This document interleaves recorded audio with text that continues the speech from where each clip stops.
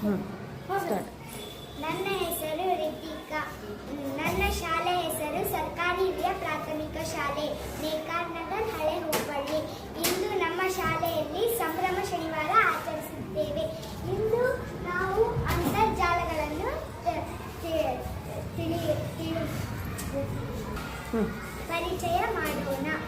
ಇಂದು ಮೊದಲನೇದಾಗಿ ಕಂಪ್ಯೂಟರ್. ಇದನ್ನು ತುಂಬಾ ಬಳಸಲಿಕ್ಕೆ ಸಹಾಯವಾಗುತ್ತದೆ. ಇದರಲ್ಲಿ ಬರೆಯಲು, ಓದಲು, ಚಿತ್ರಕಲೆ ತೆಗೆಯಲು ತುಂಬಾ ಸಹಾಯವಾಗುತ್ತದೆ. ಇದನ್ನು ನಮಗೆ ತುಂಬಾ ಸಹಾಯವಾಗುತ್ತದೆ.